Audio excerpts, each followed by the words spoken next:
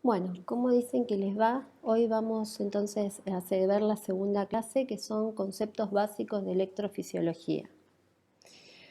Tenemos que tener en cuenta que el estímulo comienza entonces en el nódulo sinusal, a modo de resumen, que el cual está situado en la aurícula derecha próximo a la desembocadura de la vena cava superior.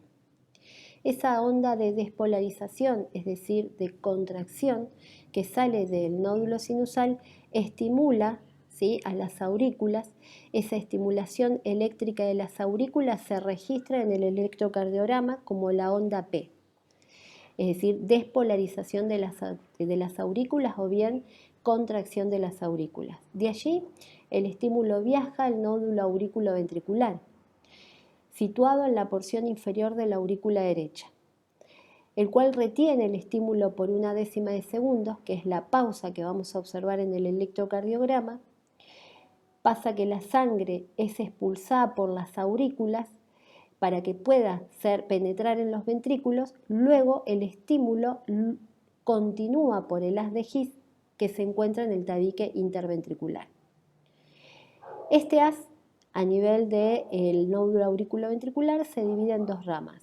La rama izquierda, que a su vez se divide en dos fascículos, anterior y posterior, y la rama derecha. Por último, el estímulo pasa por las fibras de Purkinje, que es una red subendocárdica, y estas transmiten el impulso eléctrico a las células miocárdicas. El complejo QRS entonces se va a ver reflejado, que corresponde a la despolarización de los ventrículos, ¿sí? Esa es la representación en el electrocardiograma, es un complejo QRS.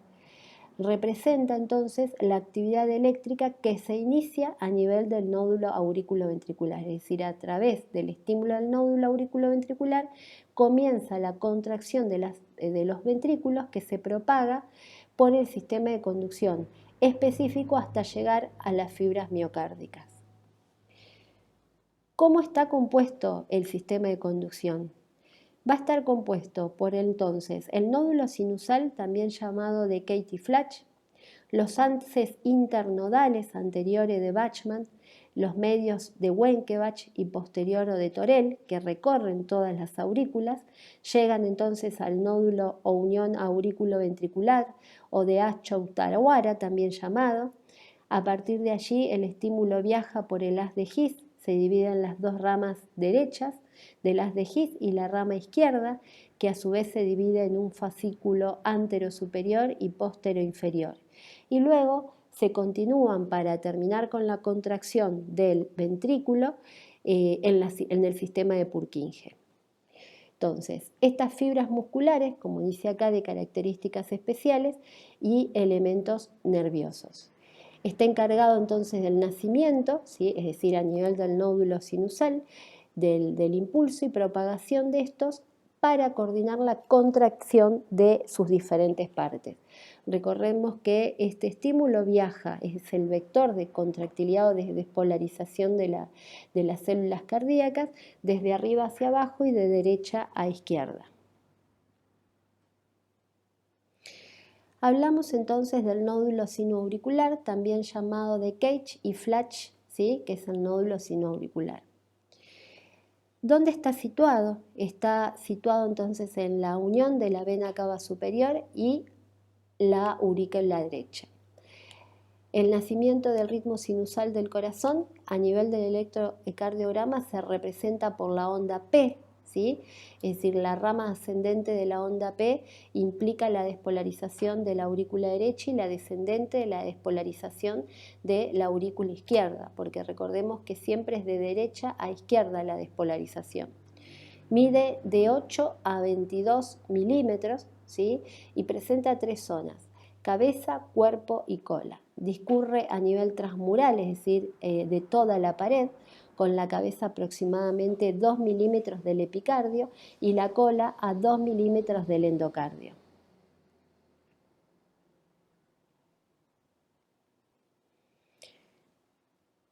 A nivel, las células, entonces, a nivel histológico, las células son pequeñas y pálidas, tienen una distribución anárquica, ¿sí? Tenemos dos tipos de células en el nódulo sinoauricular, que son las células P o principales que se rodean o rodean a la arteria del nódulo sinoauricular, y las células T o transicionales que conectan las células P con el miocardio de trabajo. Dijimos que en cuanto a la irrigación, la arteria del nódulo sinoauricular es una única rama que nace en el 60%, es decir, es rama en el 60% de la arteria coronaria derecha y en un 40% de la circunfleja.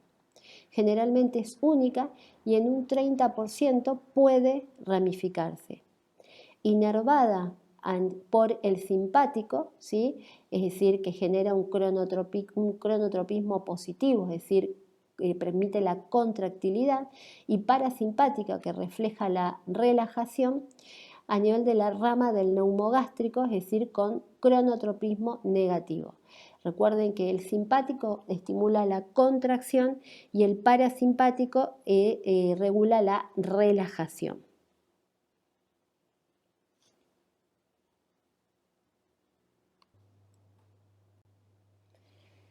Le siguen las vías internodales o haces internodales. Son tres, habíamos dicho. El anterior o de Bachmann, ¿sí?, que rodea la vena cava superior, se separa en dos en la parte anterior de la aurícula derecha. Un haz se dirige entonces a la aurícula izquierda y el otro se dirige al nódulo aurículo-ventricular. Por la pared anterior, recorre la pared anterior de la aurícula derecha. El medio o de Wenckebach nace en el borde posterior del nódulo sinoauricular y pasa por detrás de la vena cava superior. La traspasa, discurre por la pared posterior del tabique interauricular hasta llegar al nódulo aurículo-ventricular, que es el segundo marcapaso. Recordemos que el primer marcapaso es el nódulo sinusal y el segundo marcapaso entonces va a ser el aurículo-ventricular. Y el segmento posterior o de Torel, ¿sí?, el haz posterior o de Torel, que nace en el borde posterior del nódulo sinusal. Discurre o transcurre paralelo a la crista terminalis hasta llegar al nódulo aurículo-ventricular.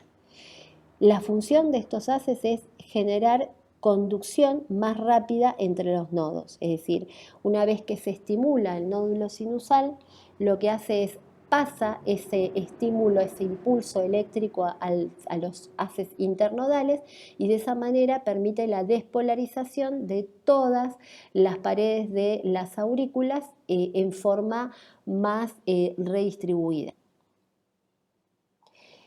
Luego tenemos el nódulo aurículo-ventricular, que es el segundo marcapaso que se encuentra entre las aurículas y ventrículos, o también llamado de Achov-Tawara. ¿Sí? Se apoya, es una forma semioval, apoya en el esqueleto fibroso central del corazón dentro del triángulo de Koch. Esto es a nivel anatómico, ¿sí? Los bordes de este son a nivel del ápex, ¿sí?, tendón de Todaro y la valva mitral de la válvula tricúspide, y en la base tenemos el istmo cavo tricuspidio septal, que es el sustrato para arritmias como el aleteo auricular. Estos son estímulos, son lugares anatómicos en donde, de haber alguna alteración en ese nódulo auriculoventricular y generar una alteración en uno de estos puntos, ¿sí?, ya sea en el ápex o en la base, puede generar, si la alteración surge a nivel de la base del nódulo auriculoventricular, puede generar un aleteo auriculoventricular, que es una forma de fibrilación auricular, es decir, alteración irregular o un ritmo irregular y rápido. En cuanto a la función del nódulo auriculoventricular, ¿cuál es? ¿Sí? Dijimos que una vez que llega el estímulo desde el nódulo sinusal al aurículo ventricular, ocurre una pequeña pausa, ¿sí? Entonces, la función es producir un retraso en la conducción del impulso que proviene de las aurículas hacia las de His. de 5 milímetros de largo por 3 milímetros de ancho por 1 milímetro de espesor y se encuentra a 1 o 2 milímetros del endocardio de la aurícula derecha. Dijimos que se encontraba al final de la aurícula derecha, en la parte inferior. Se divide en dos prolongaciones en su base, una derecha y una izquierda, y en su centro se encuentra la arteria del nódulo auriculoventricular. ¿Por quién está irrigado? En un 80-90% por la coronaria derecha y en un 5 a 10% por la circunfleja o de ambas en 2 al 10%. ¿Sí? Es muy parecida a la irrigación de las aurículas, pero en este caso es un mayor porcentaje por la coronaria derecha.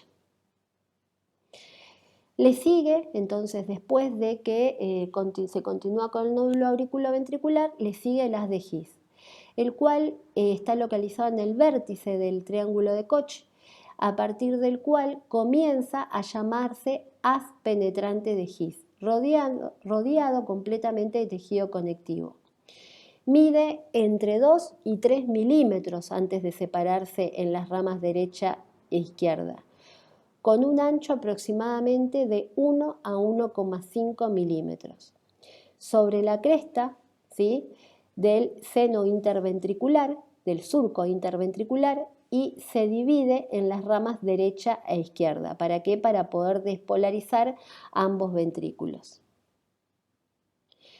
La rama derecha es más delgada, habíamos dicho que la izquierda era más gruesa, la derecha entonces más delgada, cuerda de menos de 1 milímetro de espesor, discurre por el interior del lado derecho del seno surco interventricular hasta la base del músculo papilar septal del ventrículo derecho. Penetra en el espesor de la banda moderadora, extendiéndose desde la pared septal hasta la pared anterior del ventrículo derecho y se divide finalmente en la red de Purkinje.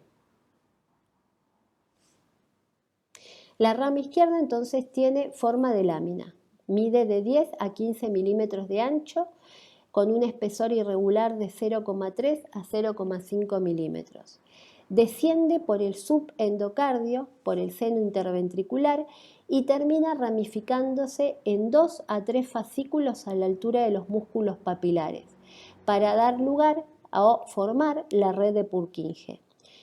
El fascículo anterosuperior, que despolariza las caras anterior y lateral, de acá la importancia, sí, más que nada que saberse la parte teórica, de acá la importancia de después de diagnosticar un infarto de cara anterior o de cara posterior o de cara lateral. Si hay afectación entonces del fascículo anterosuperior, ¿sí?, es decir, este no se va o un bloqueo del fascículo anterosuperior por un trombo, este no se va a poder contraer como corresponde, entonces surgen el infarto de cara anterior y lateral del ventrículo izquierdo, ¿sí? El fascículo posterior-inferior, que es el otro, despolariza entonces la cara inferior y posterior del ventrículo izquierdo. Por lo tanto, ante una obstrucción en la rama posterior-inferior, no se puede contraer como corresponde y genera un infarto o una alteración en la irrigación de las caras inferior y posterior. El resultado final, seguramente, como va a haber una poca irrigación, el ventrículo, para querer, protegerse de esa poca irrigación, va a empezar a generar un aumento de la contractilidad, generando un engrosamiento de sus paredes, y ahí es cuando viene la hipertrofia del ventrículo, ¿sí? Es un detalle importante entonces a tener en cuenta a la hora de hablar de hemibloqueos y los vectores de despolarización de estos.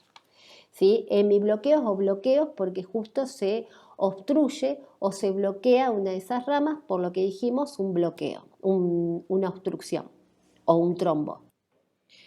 Bueno, continuamos entonces con electrofisiología celular, que esto tiene que ver con las sustancias o los iones que actúan para poder favorecer la contractilidad o la relajación de la célula y de esa manera se interconecten una célula con otra y puedan generar una correcta contractilidad o relajación de las múltiples células cardíacas y de esa manera puedan actuar de forma sincrónica y producir una buena redistribución en forma regular de las cavidades ventriculares.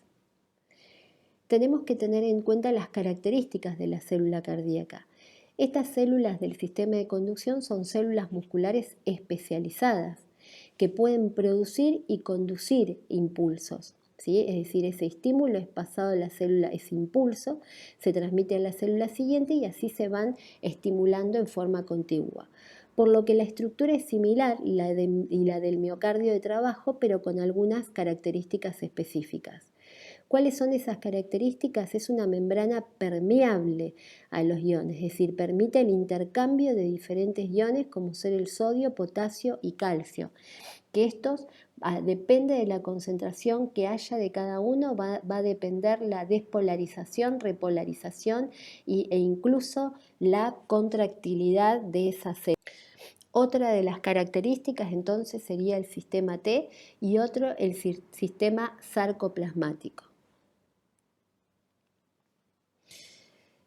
La excitabilidad sería una de las características que consiste en la respuesta eléctrica del corazón a estímulos.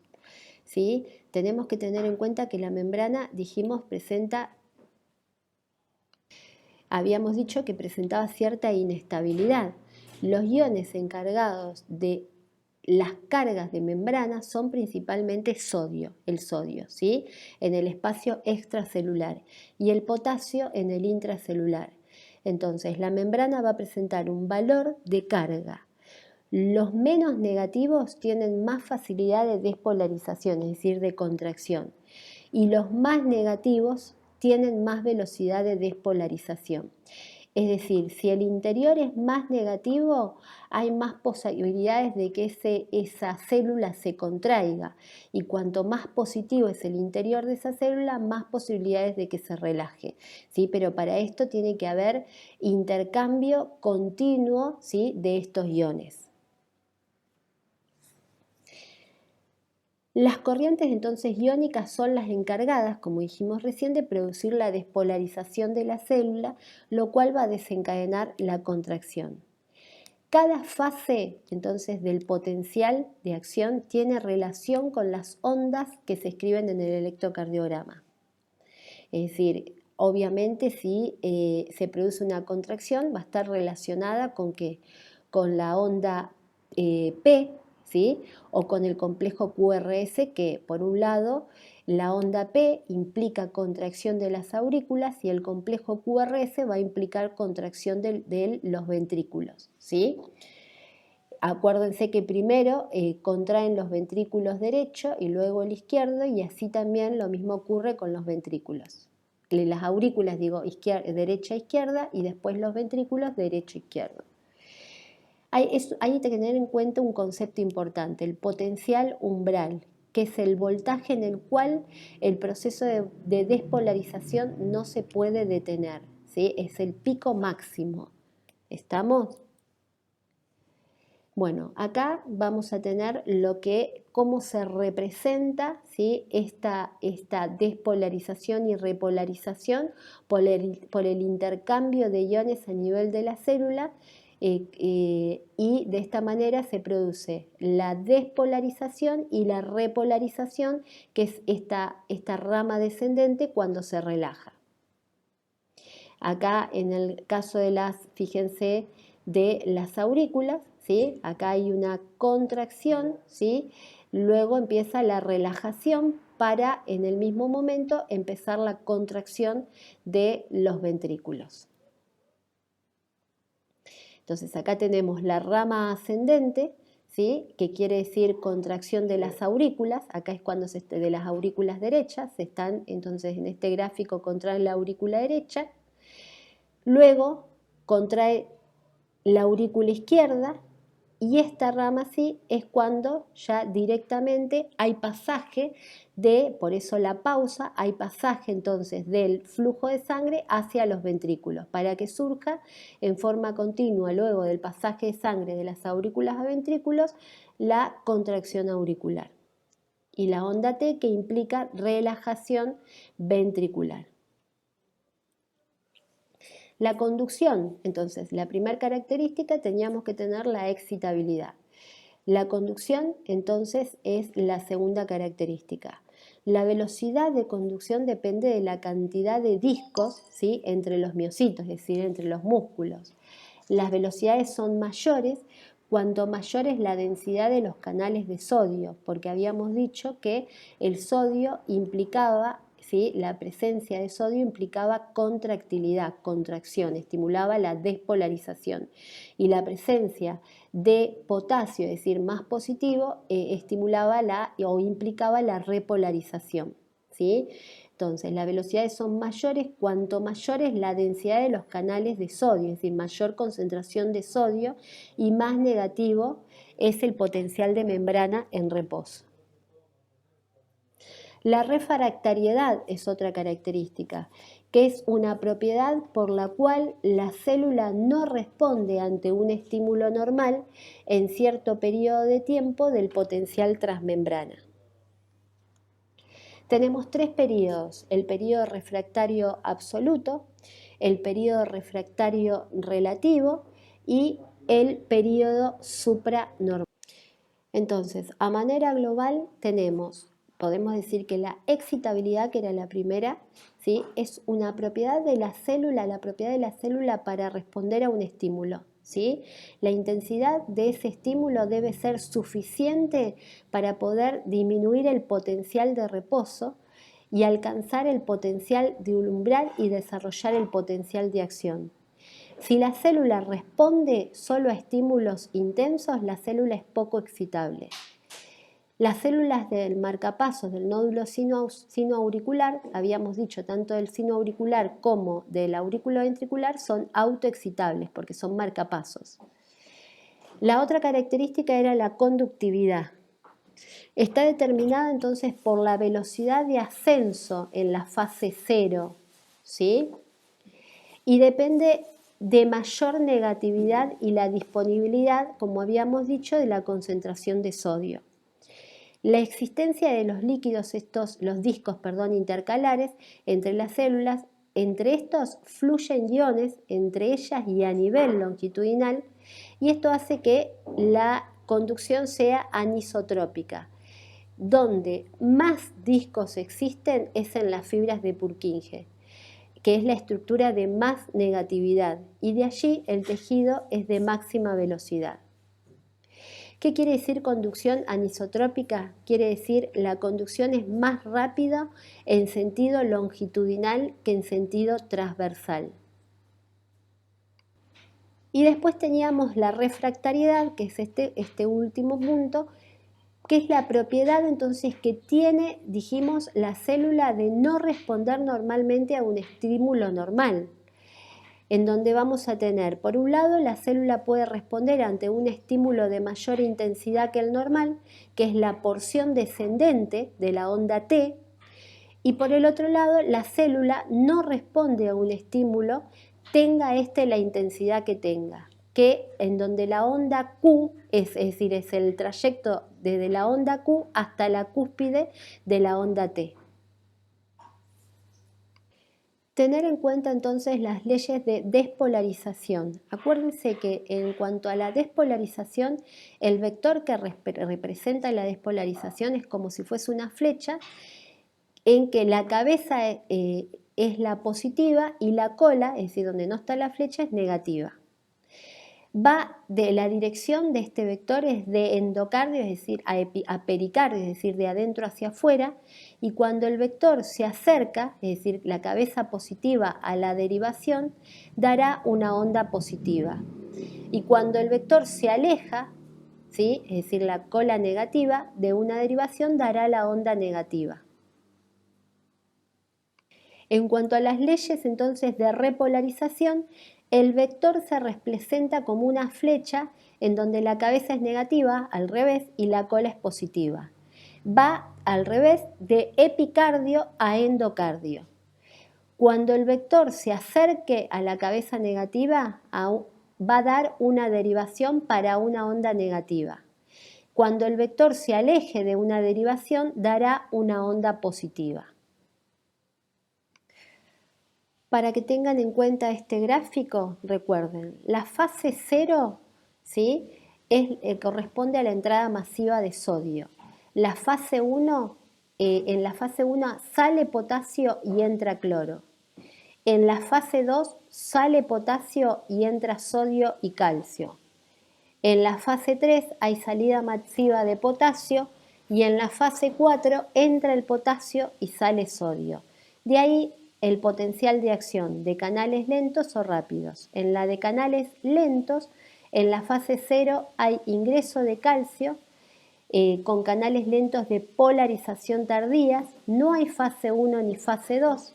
La fase 3 es de repolarización tardía con salida de calcio y la fase 4 es de despolarización diastólica con ingreso de calcio y sodio.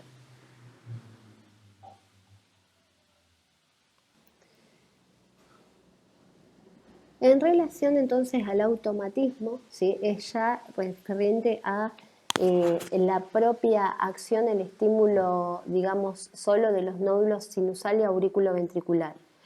Las velocidades son mayores cuanto mayor es la densidad de los canales de sodio y más negativo es el potencial de membrana de reposo. Capacidad de la célula cardíaca para iniciar su propia despolarización, por eso en el caso de estos nódulos inician su propia despolarización, es decir, se estimulan por sí solos y mandan ese impulso al resto de las paredes, tanto auriculares como ventriculares. Hay ingreso lento de calcio, porque recuerden que si tengo más cantidad o concentración de calcio dentro de la célula va a estimular la contractilidad. En fase 4 entonces hay ingreso lento en la fase 4, lo que genera una despolarización, es decir, contracción diastólica espontánea. Las células del nódulo sinoauricular, ¿sí?, automatismo más rápido, en fase 4 es más empinada, porque sí o sí necesito que se estimule primero el nódulo sinusal para que ese estímulo impulse y viaje al nódulo auriculoventricular y después el resto de la despolarización surja por sí sola. Llegan más rápido al potencial de umbral. Si este potencial se propaga al resto de las células, el resultado es el ritmo sinusal. Y hay supresión por sobreestimulación. Tenemos que tener en cuenta que tanto las células del nódulo sinoauricular como del aurículo ventricular son similares, pero la conducción es más lenta. Dijimos que es más lenta del nódulo aurículo ventricular. Sus potenciales de acción van a depender ¿de qué? Del calcio, porque el calcio es el que produce la contracción de la célula. Tienen fuerte capacidad de marcapaso, si son marcapasos, son los principales lugares de estímulo y a partir de allí se produce la contracción. Son pobres en canales de sodio, les falta corriente rectificadora de potasio y carecen, ¿sí?, de las fases 1 y 2 de potencial de acción.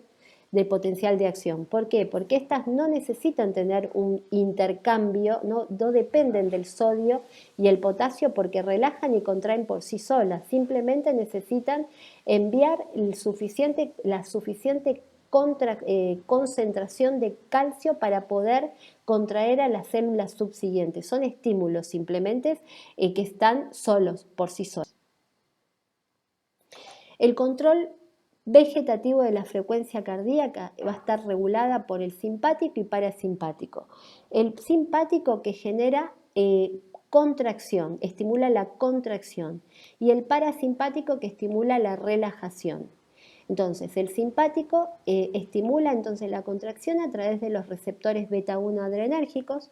A nivel, cuando se observa en el electrocardiograma, vamos a tener que acorta el periodo refractario del nódulo auriculoventricular, activa los canales de calcio y por lo tanto va a aumentar la contractilidad y aumenta la inclinación. Y en el parasimpático actúa entonces sobre los receptores muscarínicos, por ende, Aumenta la salida de potasio y genera una hiperpolarización de la membrana y aplana la fase 4. Esto estamos hablando en relación al gráfico que vimos recién. Si conectamos dos electrodos en el exterior de la célula, el indicador de un galvanómetro, que es un medidor, ¿sí?, de los potenciales de acción, no tendrá movimiento debido a que las cargas de ambos electrodos es igual. Lo mismo acontece si ambos se colocan en el interior de la célula. En cambio, si se coloca uno en cada lado de la membrana, porque habíamos dicho que cada una tiene un polo positivo y negativo. Entonces el indicador va a registrar un movimiento para luego retornar a la posición de equilibrio. Este es el principio básico de registro del electrocardiograma. ¿Sí? Cómo viaja el estímulo, la célula empieza siendo negativa y se va con ese intercambio a través de esos receptores, que va viendo intercambio y va generando un cambio en la positividad y negatividad de la célula, ¿sí? Es lo que después se va a registrar externamente en el electrocardiograma. En cuanto a la inscripción, cuando un impulso llega a una célula cardíaca con capacidad para despolarizarse o bien contraerse, se producen los fenómenos explicados anteriormente, este intercambio. En la despolarización ingresa entonces cargas positivas, ¿sí? Lo positivo me indica estímulo, por lo tanto contracción, por lo tanto despolarización a lo largo de la célula. Si se acercan al electrodo positivo, se va a inscribir una onda positiva. La repolarización, las cargas positivas, al contrario, salen de la célula en igual sentido, es decir, vamos a tener el interior más negativo. Si el electrodo positivo detecta que las cargas negativas se acercan, describirá una onda negativa. Es decir, cuanto más se acerca, se aleja el polo positivo, el interior va a ser negativo. En cuanto a la despolarización auricular, el nódulo sinoauricular entonces activa al mismo tiempo el epicardio y el endocardio, es sincrónico de las aurículas en sentido longitudinal. En primera instancia se activa, como dijimos, en relación a la dirección del eje, la aurícula derecha, y segundo, se despolariza el tabique interauricular, y por último a través del tabique interauricular a través del fascículo de Bachmann, la aurícula izquierda, ¿sí? Porque ese estímulo pasa a través del impulso nervioso del tabique interauricular y luego estimula la aurícula izquierda. Consta de tres etapas o tres fases. La primera, solo la aurícula derecha, que ese estímulo dura 0,03 segundos. La segunda continúa la activación de la aurícula derecha e inicia la de la aurícula izquierda, que dura 0,04 segundos. Y la tercera finaliza con la despolarización total de la aurícula izquierda, que dura 0,02 segundos. Entonces, primero hay activación de la aurícula derecha, fíjense, de arriba hacia abajo, ¿sí? Y de derecha a izquierda. Entonces, primero la aurícula derecha, a través de los haces y del tabique interauricular pasa, ¿sí?, este estímulo a la aurícula izquierda, y por último, fíjense que la aurícula izquierda no necesita tanto potencial de acción como la aurícula derecha, porque el estímulo empezó a nivel de la aurícula derecha, de arriba hacia abajo y de derecha a izquierda. Repolarización de las aurículas, es decir, relajación. Termina la activación o bien la contracción de las aurículas. Las primeras porciones en repolarizarse son las más cercanas al nódulo sinoauricular. El proceso de repolarización es más lento que el de contracción o despolarización. El vector resultante entonces tendrá igual magnitud y dirección que el de despolarización, es decir, de arriba a abajo y de derecha a izquierda, pero con sentido inverso, inscribiendo una onda inversa en el electrocardiograma, es decir, va a dirigirse de izquierda a derecha y de abajo hacia arriba, ¿sí?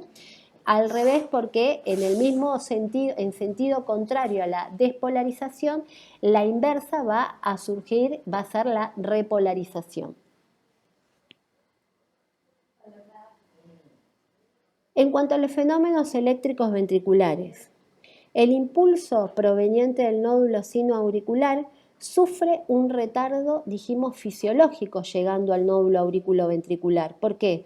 Porque le da tiempo a que se contraigan por completo las aurículas para que después, a partir del nódulo aurículo-ventricular, el estímulo viaje por las ramas, ¿sí?, del haz de His.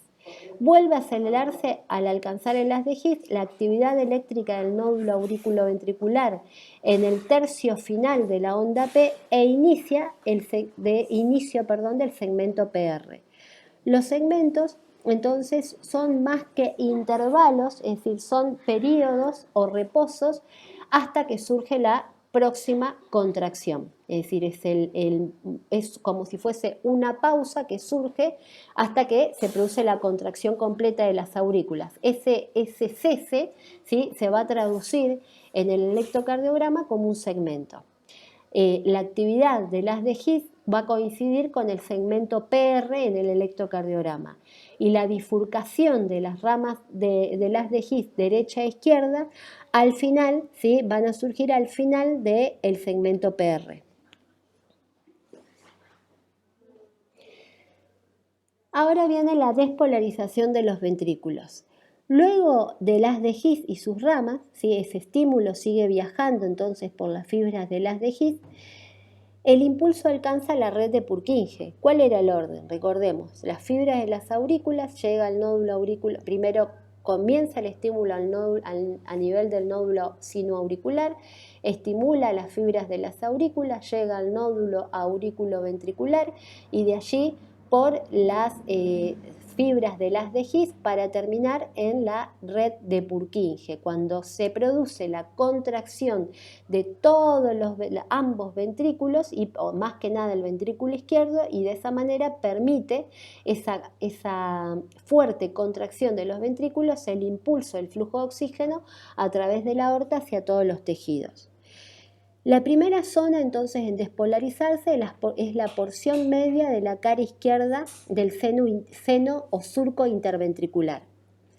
Luego las porciones apicales, es decir, de la punta de la cara endocárdica del ventrículo derecho, y a través del endocardio se propaga por ambas cavidades, alcanzando los 2/3 internos de la pared libre. En el tercio externo de la pared no existe tejido de conducción especializado, por lo derecha e izquierda al final del intervalo segmento PR. La despolarización ocurre en sentido transversal, es decir, desde el endocardio a epicardio, a diferencia de lo que ocurre con la repolarización, que dijimos que es al contrario, tiene la misma dirección pero a la inversa. En cuanto a la vectografía, es decir, la dirección de los vectores, se producen 3 vectores de despolarización. El vector de despolarización septal, es decir, cuando transcurre por el septum interventricular que se representa con la onda Q. El vector de despolarización de la pared libre del ventrículo derecho, es decir, cuando se produce despolarización o contracción del ventrículo derecho, y luego el vector de despolarización de la pared libre del ventrículo izquierdo cuando se produce despolarización o contracción del ventrículo izquierdo. Todos estos dos, tanto la despolarización o contracción del ventrículo derecho y después la contracción del ventrículo izquierdo, se representa con la onda R. Y el vector de despolarización basal, es decir, de la punta del corazón, cuando se contrae por último la punta del corazón donde se encuentran las fibras de Purkinje, está representado por la onda S. ¿Sí? Entonces, por eso el vector, fíjense que el vector va de arriba hacia abajo, de derecha a izquierda. La onda Q es el primer, digamos, estímulo que está representado por el septum interventricular. Y por último, el vector de repolarización ventricular. La repolarización de los ventrículos, es decir, la relajación, es el fenómeno opuesto, habíamos dicho, a la despolarización.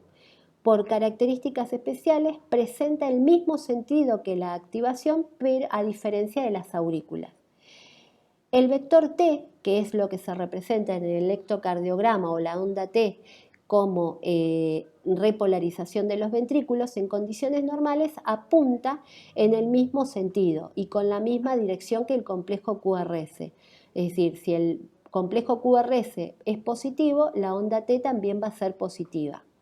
Por lo tanto, se dirigirá la primera zona en despolarizarse, es la porción media de la cara izquierda del seno interventricular o surco interventricular. Bueno, esto es muy teórico, ¿sí? Es mucha teoría, pero la intención es que más sepan el tema de el intercambio de células y la dirección, ¿sí?, de los vectores para que sepan la correcta redistribución de la contracción de las células, ¿sí?